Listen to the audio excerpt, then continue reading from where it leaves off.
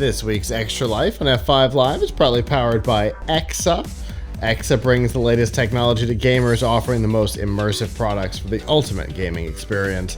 They've compiled the best elements of cutting-edge ENC tech, the latest in Bluetooth 5.0 and 7.1 surround sound, plus extra features like dual mics and ultra-low latency into their headsets so everyone can enjoy a sensational gaming experience.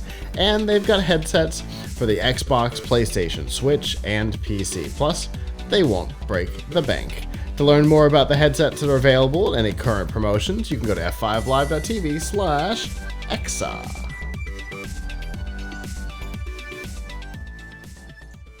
I'll be with you in just a second as I remember how to do this show. There we go. Oh, and I've still got the typo up at the top. I apologize, guys. Anyway, let's talk about the Steam Deck. We've been very excited about this product around here. We have one that we're waiting on ourselves that will likely be in the second quarter. But the first units are out. The people who have gotten them have had almost nothing but positive things to say about them. In fact, it's unusual to see any product receive the positive response that this one has. Of course, it's not all been positive, but much of it has been. People are loving the portability, the fact that, you've theoretically got your whole Steam library available to you.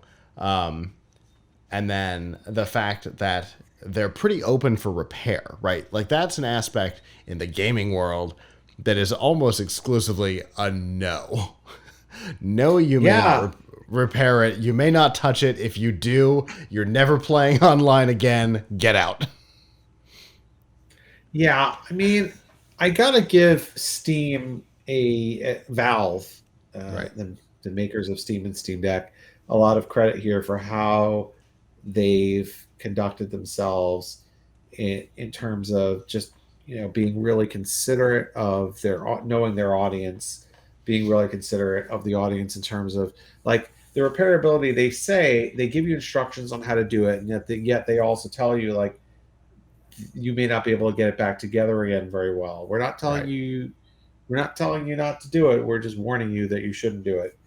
So I don't know if that's necessarily great, because they do say that if you try to put it together, then some of the seals or whatever will never quite go back in place. So you can put it back together, but it does have some issues in being put back together. I'm looking at specifically what their wording was, but but yes, they have been pretty open about a lot of things, and that it's also still somewhat a work in progress in the sense that they still hadn't come out with a drivers for Windows, although Andrew Friedman, our senior editor at Tom's Hardware, who has reviewed this, actually was able to install Windows on his. But Okay. since they didn't release all the drivers, I don't think he was able to get it working with Wi-Fi yet. But he was able to get it. Or besides that, I think he wasn't able to get like the controllers totally recognized. So, but they're saying that they're going to make it available. So, the drivers for Windows, they're trying. Right. It also runs full-fledged Linux on there. Should you want to use like Arch Linux, so it has a lot of good things going for it, and you can indeed. So the company says that opening the case will make the system less resistant to being dropped. So Okay. So that's, probably some sort of a vacuum seal. Yeah, they are also suggesting that SSDs that you find in stores could not work as well as the one that they put in there, because they've tested theirs to be power efficient and not interfere with the wireless. Although we'll have to see about that. However, they use, because that's the one thing that you might actually change in there, is to put in your own SSD, because Right. it's fairly expensive to buy a Steam Deck with a larger SSD. However, you should know that the SSD it uses is a 2230 size, which is a small, physically smaller SSD.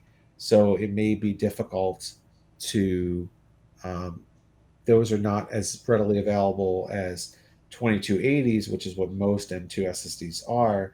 So you may not actually find a good cheap 2230 Gotcha. size drive. However, folks do make them, so the possibility is always there. Gotcha. Um, Obviously, a lot of positives in the thing. There have been some negatives. People were surprised, despite the number, at how heavy it is. Um, the a pound and a half, 1.47 sounds light enough, but when actually using it, some people have felt like it was unexpectedly heavy. Uh, but whatevs. You and I go back long enough on laptops and things or portable gaming systems. The Game Gear was like 800 pounds. It might very well have been made out of something from outer space. But but the real one, the real thing that people have been noting, particularly online, after the first batch of units, there have been some complaints about not Joy-Con, but controller drift. We talk about it because of the Joy-Con drift that we have seen as such a problem in the Nintendo Switch universe. It has always existed, right? There's always been at some point a joystick is going to break and it's going to start misbehaving. But this is happening Oh right yeah, out of we the had that box. problem with my son's Switch. Yeah, Yeah, I mean, you would expect, normally they break from use or from getting dirt under them and things like that. right. So getting, your shiny new system and having that right away. Plus, um, if you're, the most obvious comparison product to the Steam Deck is the Switch, Right. because it's the same form factor. That's a form factor that people want. Note, by the way, that the Switch weighs half as much. Right. So when people say it's heavy, it's probably because they're used to holding a Nintendo Switch that Right. weighs 0.88 pounds, as opposed to, I think, 1.6 pounds. So pretty much double. I think But 1.47, if I remember correctly. okay, so not quite double, but But compared close to a enough. Switch, yeah. Close enough to But compared double. to a Switch, it's a lot heavier. The other thing that the Switch has going for it that this is not, is that the Joy Cons are removable on the Switch. So if this happens to your Switch, you can replace Right. the controllers, the joysticks. I mean, even if you can't physically, I mean, there are ways to open up and try to replace a stick. But let's say the controllers just totally go. I mean, like in the case of my son's Joy Cons, he had a real problem with them. Like, not only we have joystick, did we have the stick drift, but it was periodically hitting the home button on its own, which I have no Mm, idea how that was happening. So you'd be in the middle of a game and I would just like go back to the home menu, and that was so infuriating. And yeah. so we got him new Joy Cons, problem solved. Now you have the Steam Deck, which costs at least $400, uh, and you can't do this. I mean, you can open it up and maybe attempt to replace the analog sticks, but yeah, I mean, if this is really calls attention to the problem. Now, I mean, I guess what one could do, if you really um, want to use your system and the joysticks don't work, you could dock it. A docking station is coming out, or you could just plug it in. Right now, I think you can plug it in by USB-C to a monitor, Hmm. attach your own controller and play. But then why are you buying this? Right. Because the whole purpose of it is to play it as a handheld. Hmm. That ability to to dock it and play it, and then pick it up and walk away and continue to play the same game. That's right. That's your big thing.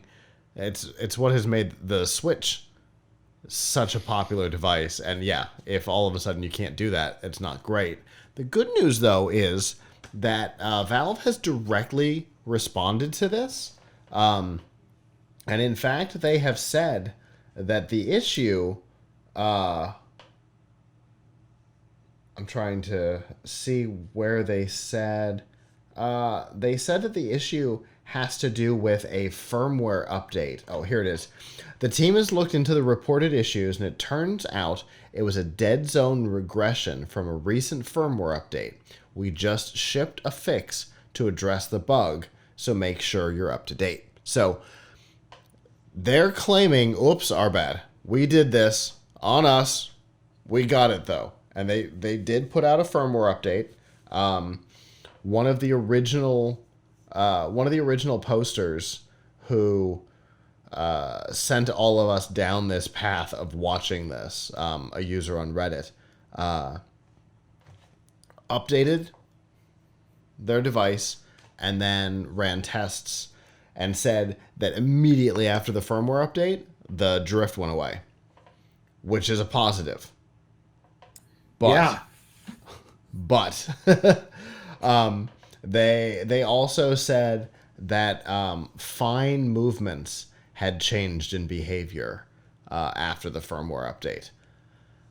So, not ideal, but certainly heading in the right direction. I'd rather the controller be fully functional and a little less fine-grained than non-functional and doing things all by itself.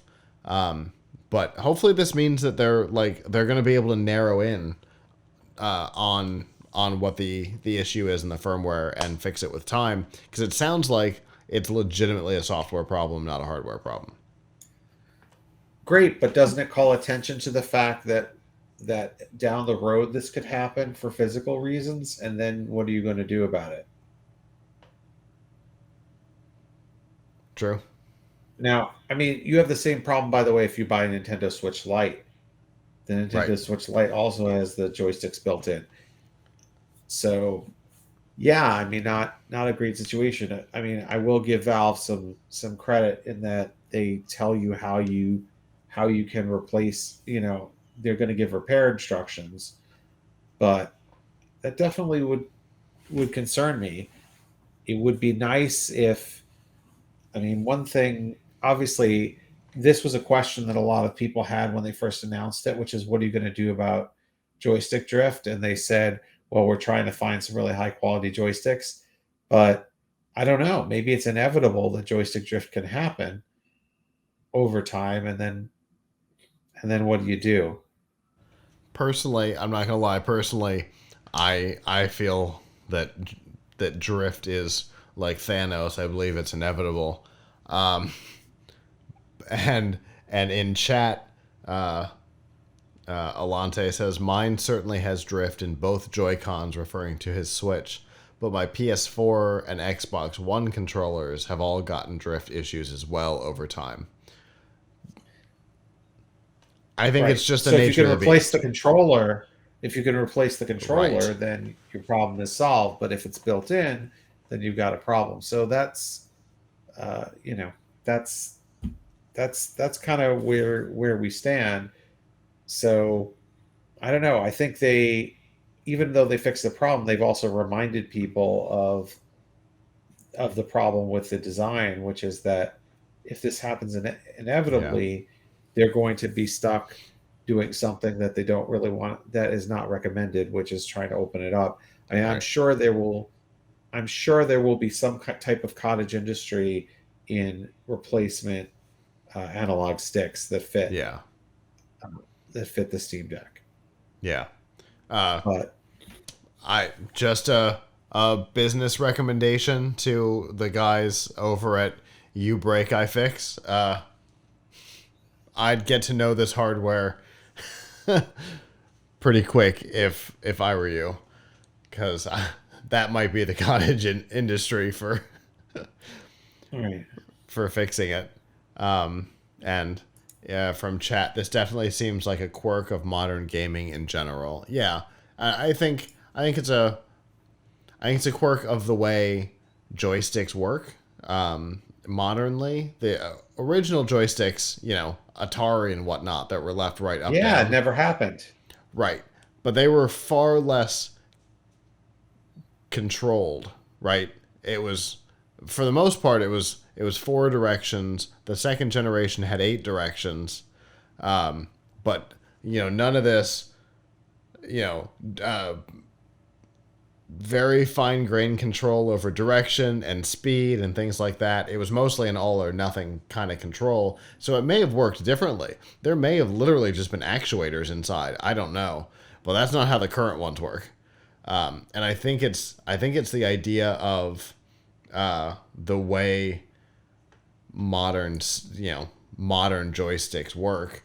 And Alante is saying up to PS3 and Xbox 360 there were no drift issues, but I've got a 360 controller that had drift. I've got an original Xbox controller. I've got PS2 controllers that do it. I think I think the more control you have over motion using the joystick, the more likely it is to do this.